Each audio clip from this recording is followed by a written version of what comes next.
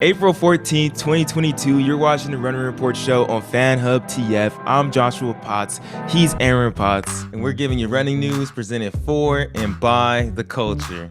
A lot of exciting stuff in the track world from this past week. We saw Abby Steiner blaze up the LSU track, setting world leads in the 100. We had Gabriela DeBues-Stafford leaving Bowerman Track Club. It's a hot topic that we got to get into. We had Arcadia this past weekend. Aaron was there for possibly the greatest track meet in the country for high schoolers. And then we have our Bell Lab question, which was a question that comes straight from you guys. So you want to make sure you stick around to the end of the video to see if your question was featured on this week's Bell Lab. We got 4 topics, 4 questions, and 4 laps to go. Aaron, let's get into it. Let's go.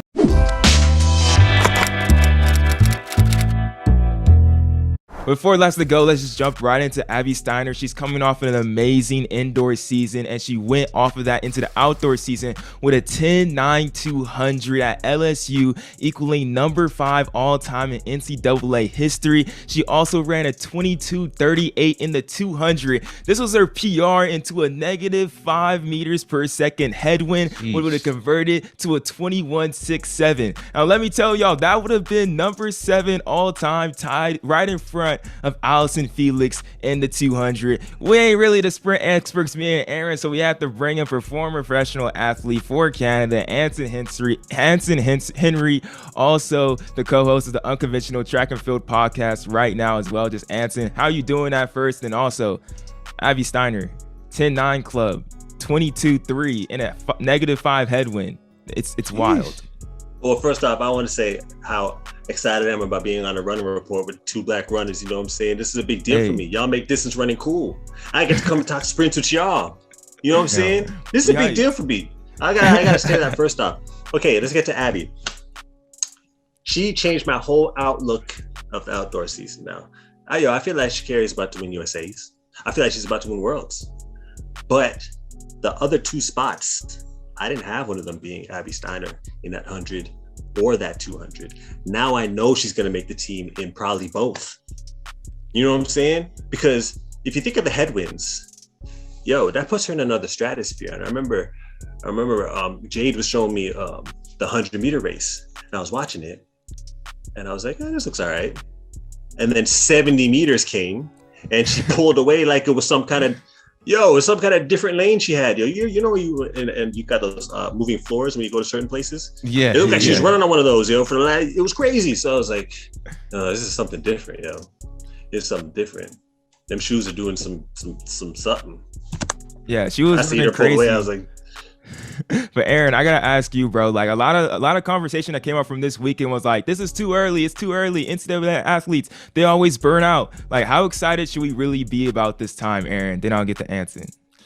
I think we should be excited because how Anson was saying is like, this is something different. You know, she's a different type of athlete. She broke that 200-meter NCAA record that was standing for so long. I think that was number 2 all time indoor. So she's been performing like previously before this.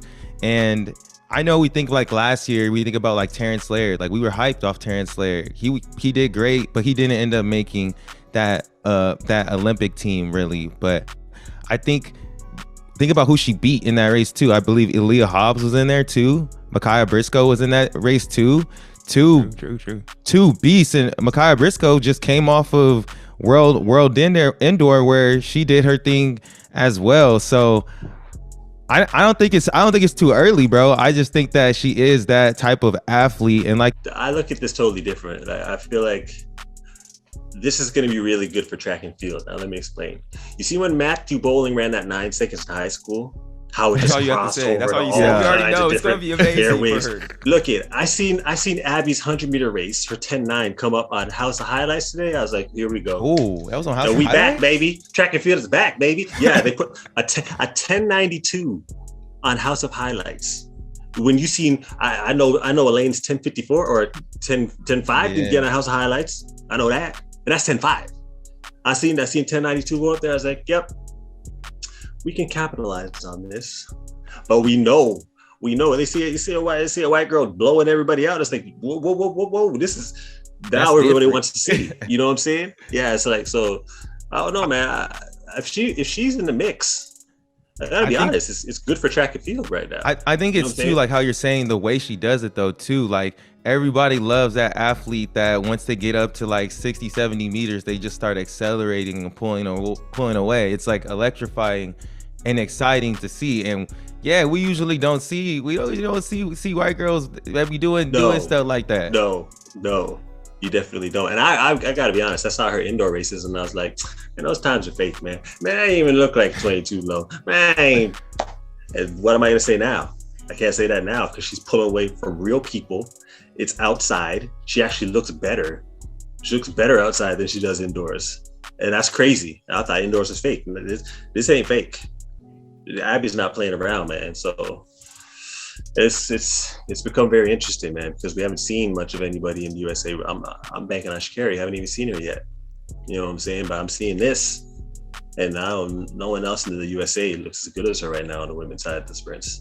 Yeah, she's gonna light it up. She's gonna light it up for sure. But going into our next lap with 3 laps to go, let's talk about something on the distance side that really had a lot of people talking. And you, Anson, being a professional athlete, I think will be able to provide a whole lot of insight, and that's Gabriela DeBues-Stafford leaving Bowerman Track Club. She's going to go train with Hillary and Trent Stellingworth in British Columbia in Canada, but she went out leaving BTC really just citing how there wasn't much of clarity and not full access given to her after the whole Shelby Houlihan situation where she got banned for 5 years, quoting saying that absence of this clarity surrounding the boundaries between BTC and banned athletes is the critical reason for my departure. I need to know 100% black and white, word for word, all codes and guidelines that might be relevant to me or anyone associated with me in a professional capacity in this part of running. That came from Canadian Running doing this report. And she went on Instagram too, just talking about how that even affected her at the Olympics this past year, that with her mental health, just dealing with that whole situation. Aaron, it was just really a crazy situation in the distance world. What was your immediate reaction just hearing Gabriela leaving Bowerman Track Club? It was crazy to hear, just because like a lot of people have been leaving Bowerman Track Club, you know, over the past year. Mario Hall left that team. Gwen Jorgensen, Colleen Quigley, yes, Emily Enfield. Yes, a lot of you are leaving, and you're just like, oh, is it just like, you know, it's the end of the Olympic cycle, you know, it's contracts and stuff like that. But this is the first time where somebody left and they publicly said like, hey, I'm leaving because the Shelby situation. I don't feel completely comfortable with the Shelby situation. It's our first time really like seeing that publicly. And then if you go on our Instagram, you're not seeing like everyone, like those other people that left, they're getting all the well wishes and all of the love and everything, and you're not seeing that from this. So I mean, it seems like there's a rift. there. And to me, like, I saw it was like, you know, those were her coworkers, you know. Maybe she wasn't as close with them, like the other people, they boys, you know, they girls, they homies, but it was more like, yo, y'all my coworkers, and I don't like the way you're particularly going about the situation, so I need to separate myself from that. So I was like pretty shocked to see that, and it is kind of sad to see, because I like BTC, you know, they're cool and everything, but there was something going on that she wasn't uncomfortable with, and she had to dip. But Anson, that for you, like being an athlete, you know, if you're in a situation, what is it like when someone is like your coworker and your friend, and there's like maybe something you don't agree with, like people hanging out with somebody that may be banned or something like that? What is that really like from an athlete perspective? Well, first off, big up Gabriela DeBues-Stafford, the Canadian distance queen. You know what I'm saying? You know, I gotta give it up for the Maple Leaf. I'm wearing my red. You know what I'm saying? But as far as the training group, when I was training, we didn't really care too much about what was going on with individual athletes and the coach, unless we were really missing out on something, or unless there was something substantially unbalanced within the group. Now, while what she wrote was, you know, fairly telling, it was still kind of broad. It was still kind of vague. Yeah. So there's obviously something that she's hinting at or insinuating, but obviously isn't saying. So I don't know. You could skim through that letter with a fine-tooth comb and start asking questions, but there's obviously something else going on. But me personally, I'd be like, I don't know. The only way I'd leave is if there was something really wrong. If there was something really wrong. There's obviously something very, very wrong. You guys live in Oregon, right? No, we're in California. You're in California, but were you guys up there for a little while? Yeah. So you guys ever eat burritos out there?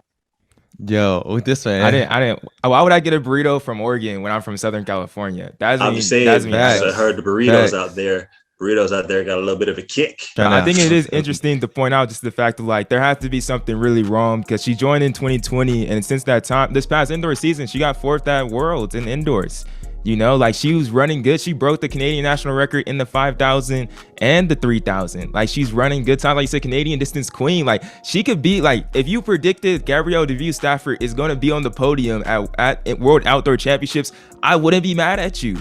But for her to leave Bowerman Track Club, and I love Bowerman Track Club too. Like Bowerman Track Club does their thing. Like they're performing great and everything. But it's just sad to see that they're in this precarious situation just with all the great people that are surrounded in the club still. But it's, like that's what track and field has come to. In some sense, at some points, it comes to that where you have to have these uncomfortable conversations, these uncomfortable meetings. Unfortunately, it's just what it is at some point. Yeah, switching coaches though at this point. I mean, I hate seeing people running so well and leaving coaches.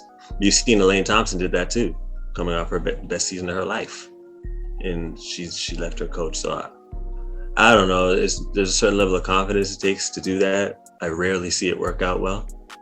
I would love to see her career continue to take the trajectory that it's on right now, but I mean, that's a tough time to make a change, man. I'm talking distance with the running report. You know what a big deal this is? I'm talking distance with 2 black runners. This is crazy right now, man. Hey, not every day you talk distance with 2 black runners, though. You know what I'm saying? That is it. That's every day. Hey, but we appreciate you, Anson. For 2 laps to go, we got to talk about the biggest high school meet in the country. Every single year happens in Arcadia, California, the Arcadia Invitational. I wasn't on the scene, but Aaron was there. Saw it, everything live and direct from the 32 to the 1 to the 4x4. Everything, Aaron was there for it. So, Aaron, we just got to ask, what was Supahot from Arcadia this past weekend, bro? You saw it in the flesh. It was burning up. I was watching through the TV screen. It was burning up. Hey, it was super hot fire, as usual, the Arcadia invite, but it wasn't hot enough to take down Roosevelt High School, my alma mater. We on the top 10 all-time list with that 17:20. The winner of the 4-mile ran 17:21.